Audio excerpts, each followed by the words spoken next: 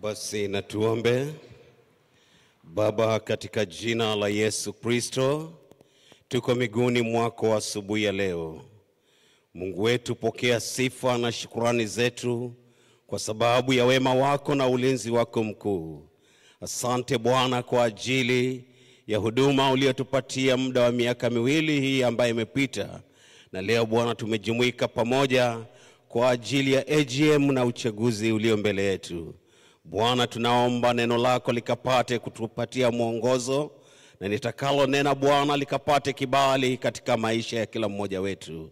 Na ni katika jina la Yesu Kristo tumeomba na kuamini. Naomba tukae tafadhali. Bwana Yesu asifiwe. Praise God. Ningeomba kwanza tusonge mbele kidogo. Naamini nimeongea Kiswahili Wanyuma nyinyi mnakuja, tafadhali hebu njooni mbele. Baba wa mbinguni, hakuna kama wewe. Baba wa mbinguni, hakuna kama wewe. Oh, Baba wa mbinguni,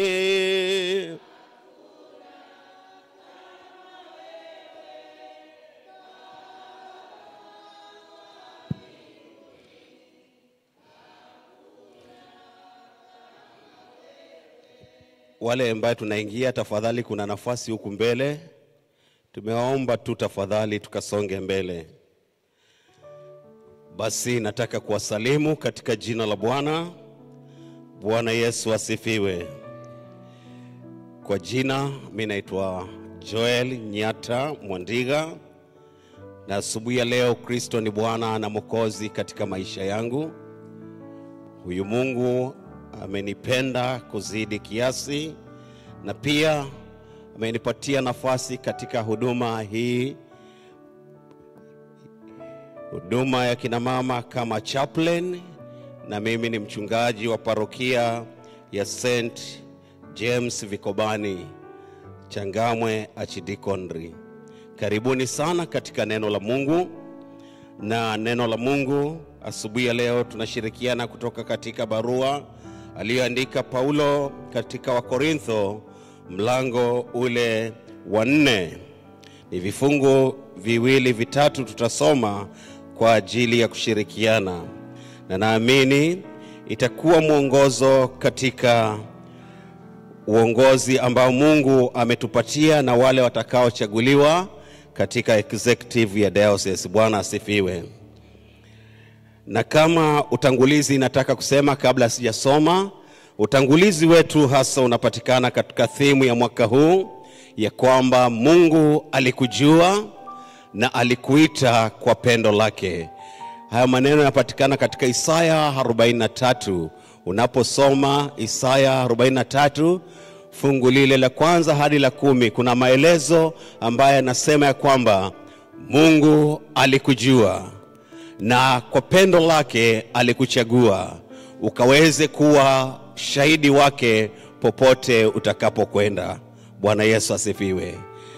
Chukua hilo jambo ya kwamba ulijulikana na ukachaguliwa kwa ajili ya pendo la Mungu, na Mungu akakuteua ukaweze kuwa shahidi wake mahali popote utakapoenenda. Na ni kwa sababu gani? Kwa sababu umechaguliwa katika parokia yako, na utatembea katika sehemu zile ambazo Mungu atakutuma ukaweze kushuhudia uzuri wa Mungu, ukaweze kushuhudia kazi ambayo Mungu anaifanya kupitia katika huduma ambayo Mungu amekuitia. Katika barua kwa Wakorintho wa kwanza sura ya 4 fungu lile la kwanza tunasoma, mtu na tuhesabu hivi kuwa watumishi wa Kristo na mawakili wa siri za Mungu. Hapo tena inayohitajiwa katika mawakili ndiyo mtu aonekane kuwa mwaminifu. Bwana Yesu asifiwe. Haya maneno machache ndiyo yatakayotupatia mwongozo kama viongozi ambao tumechaguliwa. Na jambo la kwanza, ujue kwamba wewe unaitwa kuwa mtumishi wa Kristo na wakili wa siri za Mungu. Bwana Yesu asifiwe. Kwa hivyo unapochaguliwa, sio kwamba tu ukapate kungojea kazi ikafanywa na wengine, lakini wewe pia tumika ukaweze kuwa kielelezo kwa lile kundi ambalo unalihudumia. Wewe ukatangulie mbele katika kuwapatia mwongozo ili wakapate kupokea yale ambayo Mungu amekupatia na ukawapatie mwelekeo lile la kufanya. Kwa hivyo wewe ni mtumishi, na sio mtumishi tu, wewe ni mtumishi wa Kristo. Bwana Yesu asifiwe. Sio kulaumu, kulalamika, lakini kumbuka ya kwamba wewe ni mtumishi wa Kristo. Tena umeambiwa ni kwamba wewe ni wakili wa siri za Mungu. Tumika na umwakilishe Mungu katika sehemu ambayo Mungu atakupeleka, ya kwamba unamwakilisha. Na wakili ni mtu ambaye ameteuliwa kwa sababu ya kutetea haki za wengine. Wakili ni ambaye anaweza kumwakilisha mtu sehemu mbalimbali iwapo patatokea jambo. Kwa hivyo wewe unamwakilisha mchungaji wako mahali pale.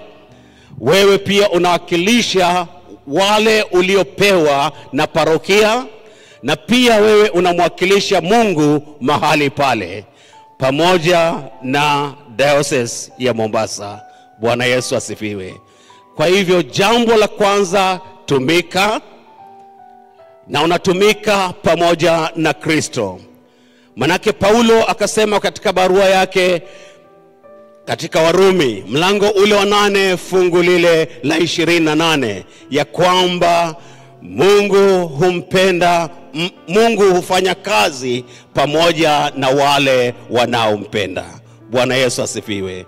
Kwa hivyo iwapo utajitoa na kumpenda Mungu, Mungu yuko tayari kufanya kazi pamoja nawe. Huiwezi hiyo kazi ambayo umekabidhiwa. Uongozi wa kina mama sio rahisi.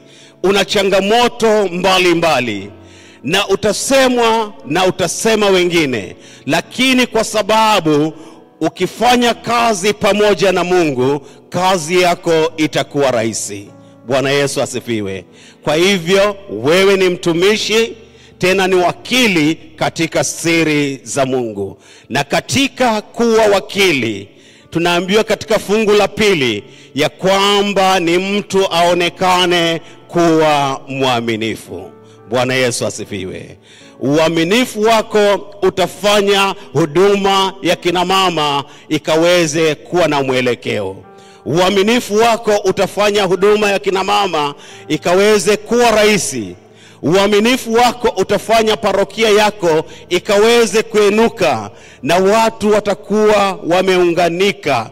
Kwa sababu ya uaminifu, pendo la Mungu litadumu mahali pale. Katika uaminifu wako basi kutakuwa na ushirikiano kwa sababu ya yale yaliyoko unayoyafanya. Kwa hivyo mpendwa mama ambaye umefika mahali hapa, kumbuka umeitwa kwa wakati kama huu.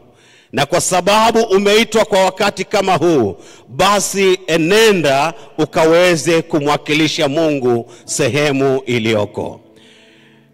Katika mlango wa 10 katika pale nimesema Isaya anasema nimewaita mkaweze kuwa mashahidi. Na shahidi ni shahidi mwaminifu.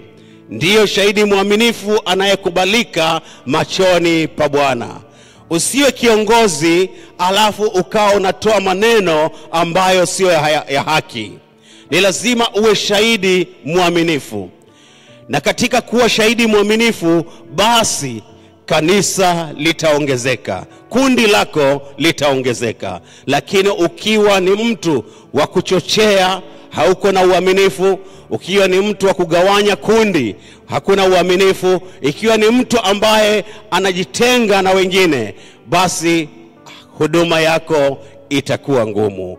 Na ujiandae kwa mambo haya mawili. Unapokuwa shahidi mwaminifu, utarahisisha huduma yako. Na iwapo hutaweza kuwa shahidi mwaminifu, basi huduma yako pia itakuwa ngumu. Bwana Yesu asifiwe. Yesu akasema, enendeni ulimwenguni, mkaihubiri habari njema. Mama, umeitwa kwa huduma ya kufanya uinjilisti. Na katika kuwa wakili ni lazima uinjilisti ukaambatane na pendo la Mungu. Lakini kama uinjilisti hauambatani na pendo la Mungu, basi kumbuka hautaweza kukusanya watu. Kina mama, bila uinjilisti hamwezi kuwa katika umoja. Uinjilisti wenu ndio unafanya kwamba mkaweze kuja kwa wingi na kufikia wengine ili wakapate habari njema. Bwana Yesu asifiwe. Kwa hivyo nawatakia laheri tunapoanza, wale tuliochaguliwa na wale tutakaochaguliwa katika kamati kuu.